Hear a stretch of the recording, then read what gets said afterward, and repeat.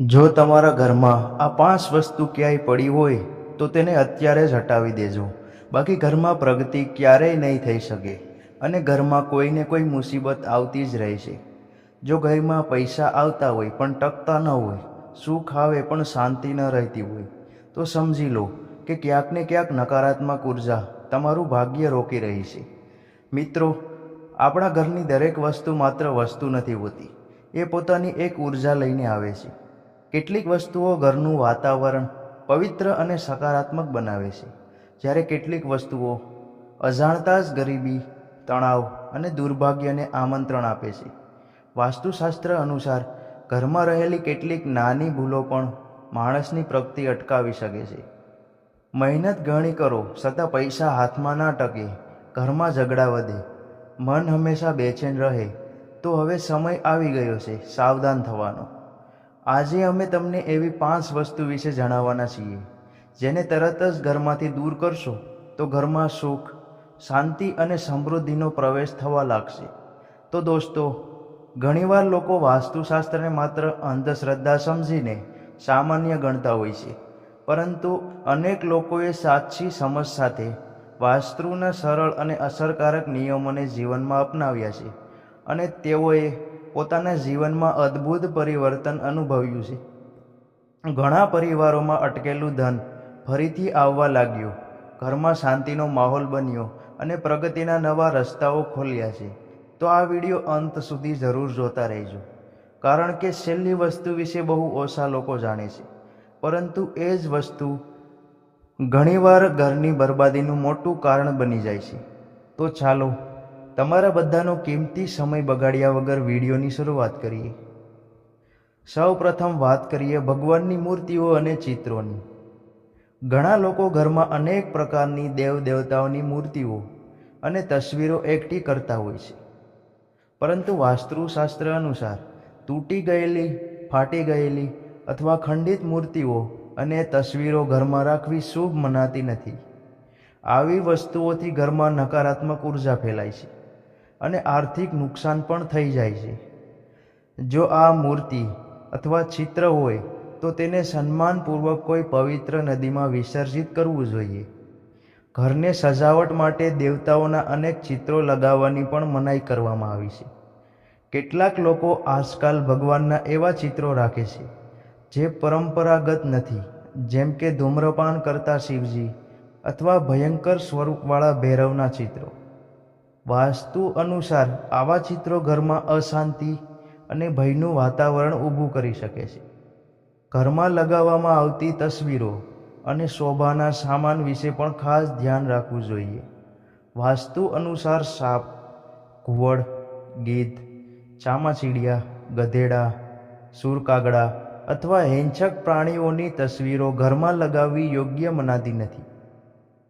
આવી તસવીરો મનમાં નકારાત્મકતા અને તણાવ વધારતી હોવાનું માનવામાં આવે છે.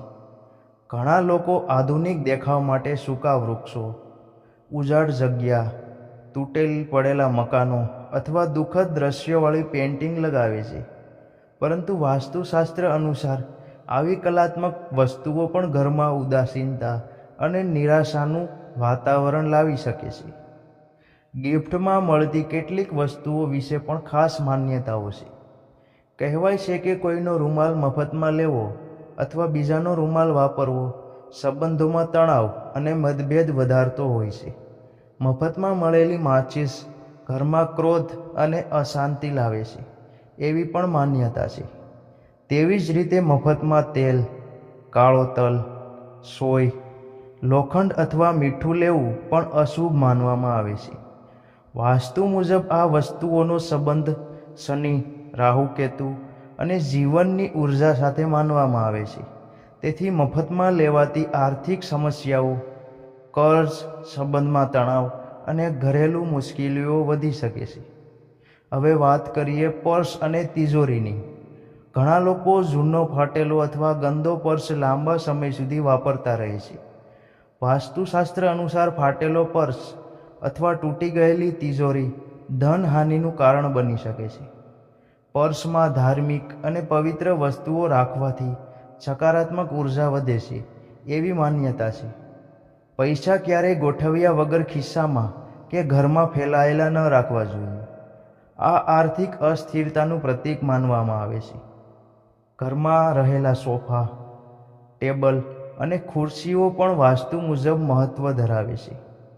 તૂટેલી ખુરશી અથવા ડગમગતું ટેબલ ઘરમાં આર્થિક અસ્થિરતા અને અટકેલી પ્રગતિનું પ્રતીક માનવામાં આવે છે. ફર્નિચરની બનાવટ, આકાર અને ગોઠવણી પણ ઘરની ઉર્જા પર અસર કરે છે એવી માન્યતા છે. તેથી ફર્નિચર પસંદ કરતી વખતે માત્ર દેખાવ નહીં પરંતુ તેની સુવ્યવસ્થિત ગોઠવણી પર પણ ધ્યાન આપવું જોઈએ. જો ઘર દક્ષિણમુખી હોય તો ઘણા લોકો વાસ્તુ દોષની વાત કરે છે.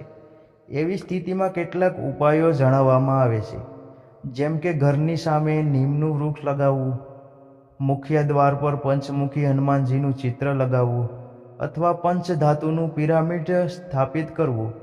કેટલાક લોકો દ્વાર પર બંને બાજુ જોઈ રહેલા ગણેશજીની પ્રતિમા પણ લગાવે છે. એવું માનવામાં આવે છે કે આ ઉપાયો ઘરની નકારાત્મક ઉર્જાને ઘટાડવામાં મદદરૂપ બને છે.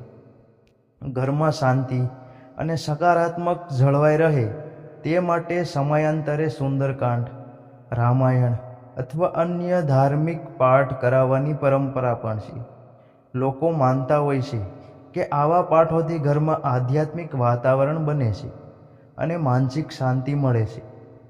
ઘરની સજાવટ માટે લોકો ઘણીવાર કાંટાળા અથવા નકલી છોડ લગાવે છે. વાસ્તુશાસ્ત્ર અનુસાર કાંટાવાળા છોડ લગાવવા સંબંધોમાં કડવાશ અને મતભેદ વધારવા હોય છે. સુકાયેલા છોડ અથવા કચરો પણ ઘરમાં નકારાત્મકતા વધારો માનવામાં આવે છે. તેથી ઘરમાં હંમેશા સ્વચ્છતા, હરિયાળી અને હળવું વાતાવરણ જાળવવું શુભ માનવામાં આવે છે.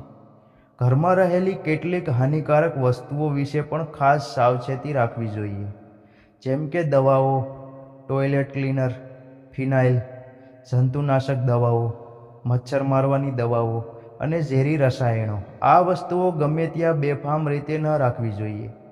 વાસ્તુ મુજબ આવી વસ્તુઓને એક નક્કી જગ્યાએ, બાળકો અને રસોડાથી દૂર સુરક્ષિત રીતે રાખવી જોઈએ. એવું માનવામાં આવે છે કે ઘરમાં બેફામ રીતે ફેલાયેલી હાનિકારક વસ્તુઓ ઘરના વાતાવરણને ભારેલું બનાવી શકે છે. ઘરમાં પડેલી તૂટી ફૂટી વસ્તુઓ પણ જીવનમાં અવરોધ ઊભા કરે છે એવું માનવામાં આવે છે. તૂટેલા વાસણો, અરીસા, દીવા, ફર્નિચર, પથારી, ઘડિયાળ, ઝાડુ, કપ, ઇલેક્ટ્રોનિક સામાન અથવા તૂટી ગયેલા ફોટો ફ્રેમ જેવી વસ્તુઓ નકારાત્મક ઉર્જા ફેલાવે છે.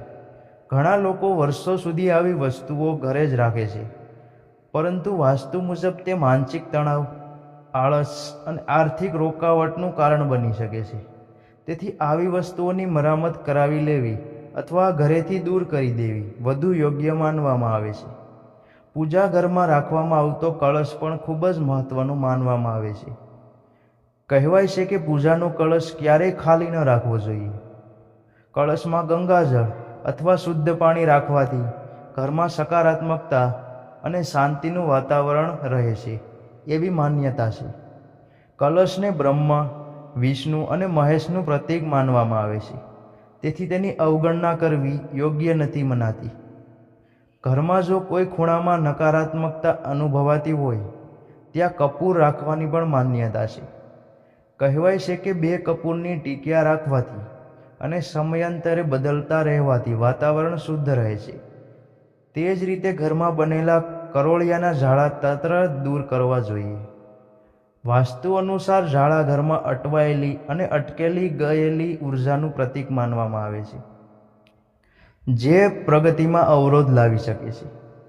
ઘણા લોકો ઘરમાં અનાવશ્યક પથ્થરો, રત્નો, તાબીજ અથવા જૂના નંગો રાખીને ભૂલી જાય છે, પરંતુ વાસ્તુ મુજબ દરેક પથ્થર અને રત્ન પોતાની એક ઉર્જા હોય છે. ખોટા પથ્થર અથવા અજાણ્યું રત્ન ઘરમાં નકારાત્મક અસર પેદા કરી શકે છે. તેથી અજાણી વસ્તુઓને વર્ષો સુધી ઘરમાં જમા રાખવી યોગ્ય મનાતી નથી. તો મિત્રો, વિડીયોનો અંત કરતા પહેલાં કોઈ મિત્રો વિડીયો વિશે કંઈક કહેવા માંગતા હોય તો વિડીયોની કમેન્ટ બોક્સમાં પોતાનું મંતવ્ય કે વિચારો જરૂર જણાવતા જજો. તો તમામ મિત્રો મનમાં પોતાની કુળદેવી માતાનું સ્મરણ કરી અને જો તમને સારું લાગે તો વિડીયોની કોમેન્ટ બોક્સમાં પોતાની કુળદેવી માતાનું નામ અવશ્ય લખતા જજો. અંતમાં સૌથી મહત્ત્વની વાત એ છે કે ઘર માત્ર ઈંટ અને દિવાલોથી નથી બનતું, પરંતુ ત્યાં રહેલી ઉર્જા, સ્વચ્છતા, સકારાત્મકતા અને પરિવારના સંબંધોથી બને છે. જો ઘરમાં અનાવશ્યક તૂટી ગયેલી, ગંદી અથવા નકારાત્મકતા ફેલાવતી વસ્તુઓ ભરેલી રહે તો તેનો પ્રભાવ ધીમે ધીમે મન અને જીવન પર પડવા લાગે છે. તેથી ઘરને સ્વચ્છ, વ્યવસ્થિત અને શાંત રાખવું માત્ર વાસ્તુ માટે જ નહીં, પરંતુ સારા અને સુખી જીવન માટે પણ ખૂબ જરૂરી માનવામાં આવે છે. ઘર માત્ર રહેવાની જગ્યા નથી. ઘર એ આપણા સપનો, લાગણીઓ, સુખ દુઃખ અને પરિવારની ખુશીઓનું કેન્દ્ર હોય છે. ઘણીવાર માણસ મહેનત તો ખૂબ જ કરે છે, પરંતુ છતાં ઘરમાં અશાંતિ, આર્થિક તંગી, માનસિક તણાવ અને નકારાત્મકતા વધતી જતી હોય છે. વાસ્તુશાસ્ત્ર અનુસાર તેના પાછળ ઘરમાં રહેલી કેટલીક એવી વસ્તુઓ અને આદતો જવાબદાર હોય છે જેને આપણે સામાન્ય સમજીને અવગણતા હોઈએ છીએ. ઘરમાં રાખેલી દરેક વસ્તુઓ કોઈને કોઈ ઉર્જા સાથે જોડાયેલી માનવામાં આવે છે.